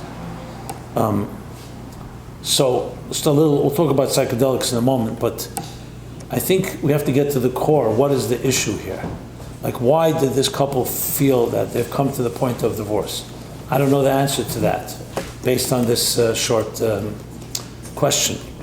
So honestly, I would, in this case specifically, someone from this room that wrote this question, I'm more than welcoming you to speak to me privately. Doesn't have to be now. You can contact me later. Moshe can give my. I give you more insight. Someone who's not here tonight asked me to give that question. Okay, that's why I'm asking. Okay. And basically, they're already separated, and there are people who are pushing the psychedelic medicine, saying how to save their marriages, how they're literally getting divorced, and somehow they did this medicine, and now they're happily married, and everything's going fine, and Okay. And these people are pushing them to try to, before they divorce, give this a shot. Okay, I hear it. I still don't know why what's causing the divorce. I mean, it's very complicated, but basically, they actually do care about it. They just don't get along. They're fighting constantly. They're just constantly. So look, if the reason they're fighting is something that could be resolved, and they just can't do it on their own, that's why they're turning to psychedelics. So that means that they must have some trauma, or something happened to them. Because if they're really incompatible, period, trust me, psychedelics cannot help people who are just not capable. It helped them clarify the decision. Or clarify the decision, Or say the other person- or remove some of the blocks Right. that they can't remove on their own. I understand, that's why I'm addressing it. One sec. Well, it looks like they already made a decision. It's just a question, last ditch attempt. So I personally I'm just being responsible here, being someone I've dealt with this a lot. I would say if I was able to speak to them, if they're willing to, I'm happy to speak to them. Not happy, but I'd be willing to. And just to hear, because I want to hear what's the complex that you just said. I want to just hear it for myself.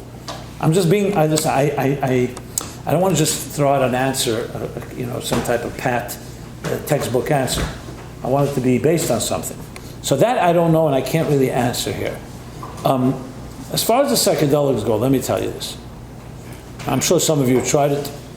I don't know what it's done for you, what it's not done for you. I've spoken about it recently quite a few times. So I'm not from the witch hunters that say absolutely no psychedelics, period. I'm also not from the fad runners that say everybody should do it because it's going to bring redemption to everyone. I think in a few years from now we're going to realize some of the big downsides of it, and at the same time I'm fully aware that it has helped people. So I'm coming from a pretty balanced approach. Okay, so no, it's fine. Where psychedelics can be helpful, just like other medications can be helpful, is especially if people are dealing with trauma or addictions or blocks that they can't deal with in regular therapy. So what psychedelics can do, whether it's ayahuasca or ketamine or DMT or psilocybin, the different things, what it can do is like it's almost like it changes your chemical structure in your brain, and it opens up, gets rid of blocks and so on. So I've heard in cases that it has helped marriages. I know people that it has helped because it helped them get beyond their pain and their trauma, and they saw there's hope. So that's where I've seen it help. But I have to be very honest. I'm dealing now with a situation where it's actually destroying their marriage. The guy became so open-minded, he's now trying to convince his family to have an open marriage and polygamy, and let's do everything. So trust me, and remember, anything that is powerful can go two directions. So don't think that there are no side effects. I don't mean necessarily medical side effects, but anything that, look, would you go do heart surgery just because anything that you ingest that's going to change your chemical balances in your brain has implications. So you have to be so I would say, if in this case, if they have a practitioner and not a quack, to stay away from the quacks, and there's a lot of them out there. You have to find someone that's like a real responsible doctor. So you know what? There's people, unfortunately some people take lithium. Some people take other things that are antidepressants, and they do help.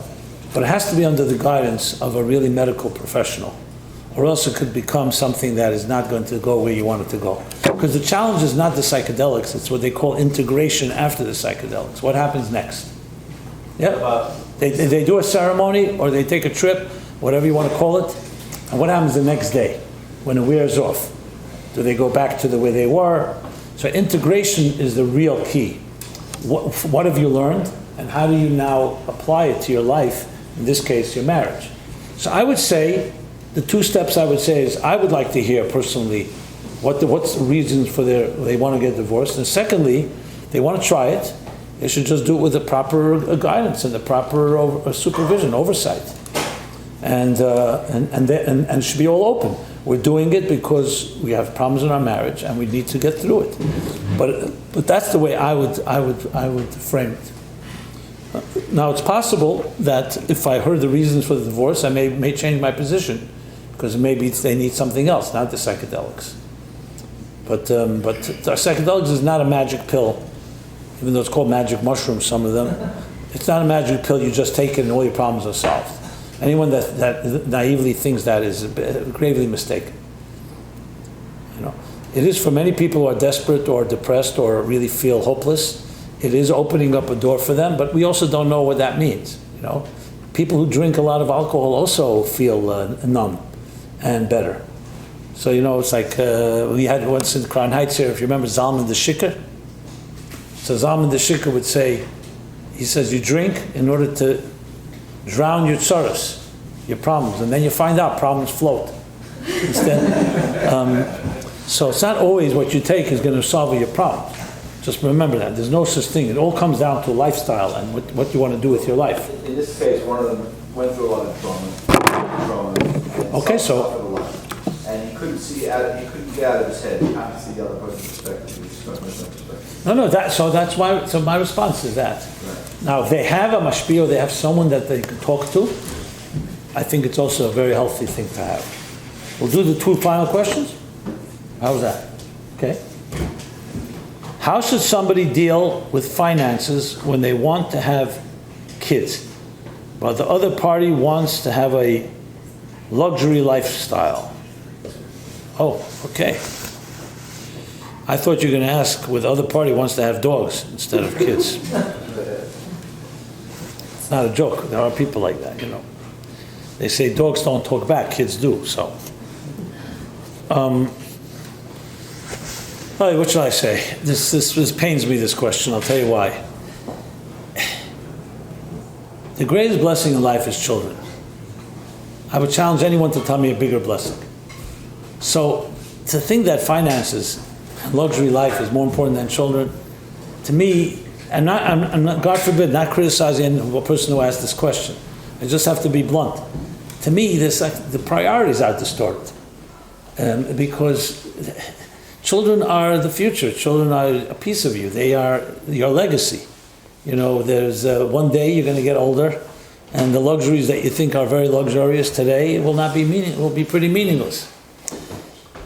So I'm not trying to say it in a critical or judgmental way.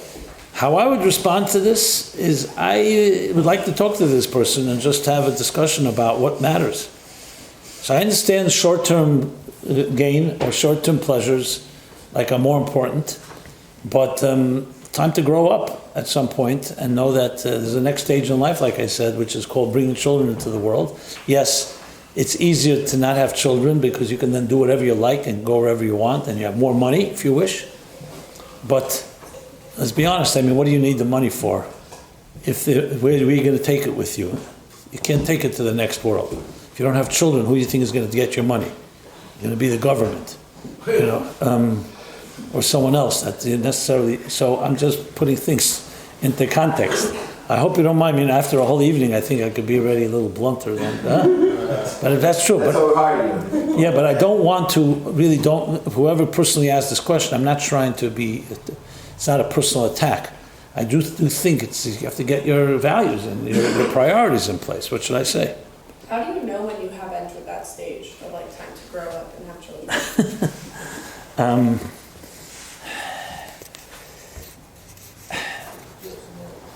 That's a good question. How do you know that you mature in general?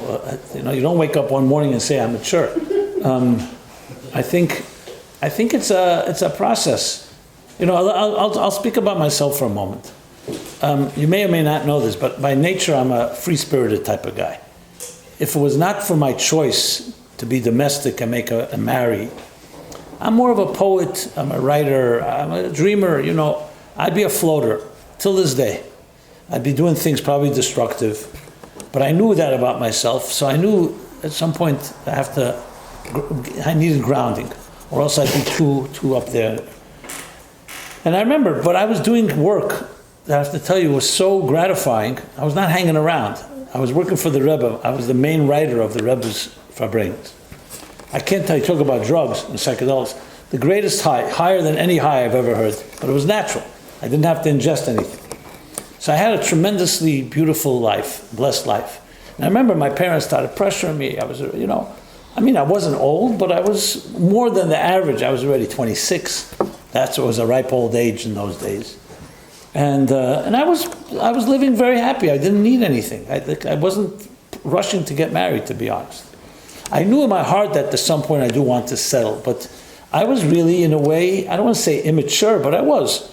I was very happy with myself, self-contained, and I didn't want to go to the next stage where I'm responsible for another person and then children and so on.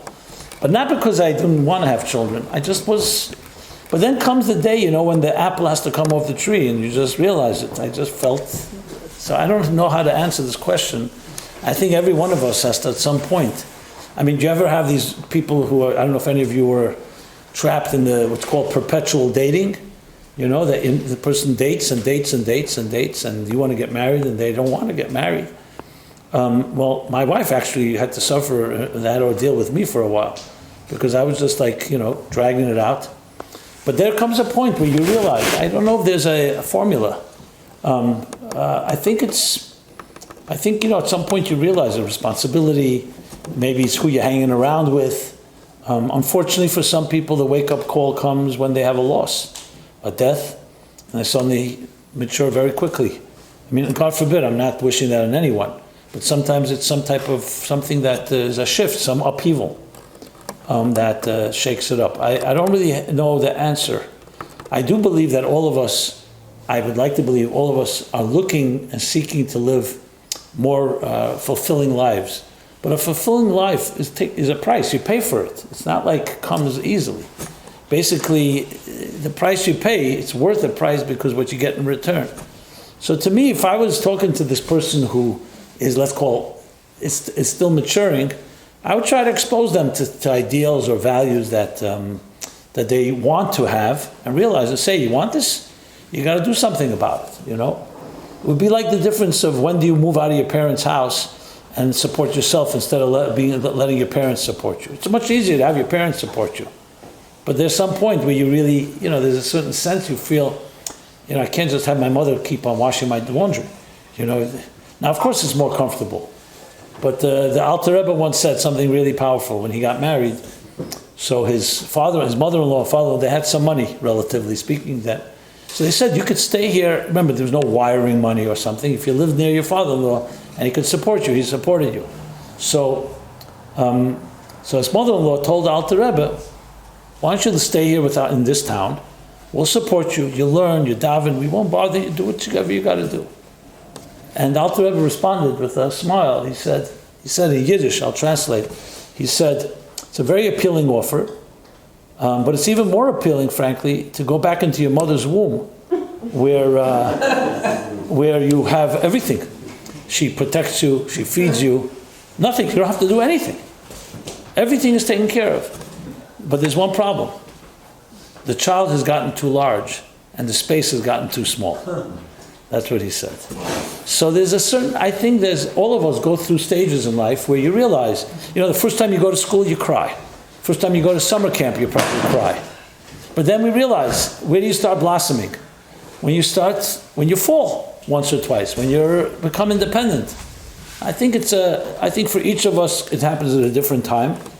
What I would say is be exposed to healthy influences, people who are driven, people who are accomplished. You'll see anyone's accomplished had to go through such a stage, because it's much easier to be taken care of by someone else. But then there comes that need. I think that's also what really a parent experiences. You suddenly have a child. It's a responsibility. It's a whole different world. It's not just a party. Now you have to take care of this child. The child has needs. The child has to be educated, shaped. Okay. And finally, what do I do if I want to give a lot of tzedakah, but my spouse doesn't? Okay. Okay. Do you just do it and behind their back? Is that what you're asking? Okay. Again, let's talk about the nuances. So if the spouse doesn't because they're just more stingy and you're more giving, there's that scenario. But I would say there's probably other implications. If your spouse is a stingy person, it's not just going to be charity. It's also going to be going out to dinner. And, I remember counseling a couple where whenever she wanted to go out to dinner, he took her to a fast food place, And the point wasn't the food, it was the ambiance. And I said to him, and he had a lot of money. He was a lawyer. He's taking it to fast food places. I said, there's respect, sometimes you don't go to And he didn't get it. He just thought he's saving money. It'll help us in the future. So if your spouse indeed is a stingy person, it's a big problem. Some say stinginess is a disease, not just a choice. So if it's coming from there, then I think there'll probably be other problems than tzedakah. They'll probably be stingy with you or stingy with other family members. How do you address that? Not an easy one. I mean, I try to address it with Chassidus. You know, if you're a person that understands that you were given life as a gift, and the gifts you have you should share with others, you try to educate people to think like that. That you're not just here to take, you're here to give. But the question was specifically about tzedakah, so I'm not going to just talk about, because it could be other reasons. You know, the spouse may say, look, we're saving money to buy a house, or we're saving money for this, and you know, that we can't give that much tzedakah. Look, tzedakah is a mitzvah. Not just a mitzvah, it's a mitzvah for you. It means that it's like showing gratitude. You were blessed with something, so you share what you have with another. So I would want to know why the spouse is against that principle, against the principle of tzedakah in general. On a practical level, I don't know if a spouse should get into a fight with their spouse about giving tzedakah, because I don't believe fights work. You know, even if you're right, so what are you going to do? You can just get into another fight. I would try to find something in a positive way, and I'd like to believe that your spouse is giving, but maybe doesn't want to give that way, maybe another way. Because to me, it's more of creating a culture of giving, of being generous. And that's my initial comments on this. I'm sure there's more to say about it, especially if there's deeper issues involved. I wouldn't do it behind the back, no, because I don't think it's wise to do that as families. I did have a situation once where the woman was a daughter of a very wealthy family, and she had all the money in the world, and she wanted to give tzedakah, and her husband didn't like it. But there, it wasn't his money even. It was money coming from what she got from her allowance or whatever. So there, I basically said to him, look, you know, you ask your wife for every money everything you spend. This is the money her father's giving her. So he more or less accepted that. It wasn't his money. He wouldn't get it anyway. But that was a specific case. In general, you try to create a climate of giving. What should I say? It's not always that simple. That's my thought on that. So, how do we sum this up? Sum it up with a blessing. I give you all a blessing. A blessing that you should discover the deeper dimensions in your spouse. Work on it. It's a project. Love is a project. Relationships are a project, meaning it's a journey. Don't think wherever you are, it's static.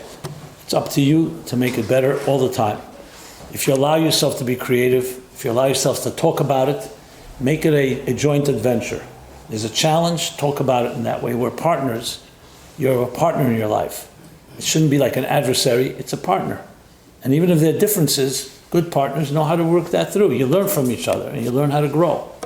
You know, it's a very healthy thing to hear your spouse say something that disagrees with you. I'm not talking about in a aggressive way. You know, sometimes you learn from people who disagree, but it should be in a very pleasant way, in a civil way. And Hashem should bless everyone here to have beautiful marriages. Love is the greatest thing you're going to do in this world. It's that love another is to see the face of God, as I said, and that God should bless those that need to be blessed with children, healthy children, and much nachas from your children. And most importantly, to teach your children that they're here also to be givers and to bring love into the world. And that's the greatest thing that we could be doing. And we should have, as I said, a binyan adayad, eternal edifice, and many fruit and many influence. And your home should be a beacon of light to everyone that enters there, source of blessing. Thank you so much. Okay. Big round of applause for Jacobson. Thank you. Guys, it's an honor to have Jacobson here, and we'll have you back again. And if anybody wants to contact me, yes, give them my information. I'll give everybody information. And we end off in the note of tzedakah. This is tzedakah makreves ha'geula. Amen. This is how we bring Mashiach, through giving tzedakah. Thank you. Yes. A lot of useful information here. If anybody wants anything edited before we put it out, you can.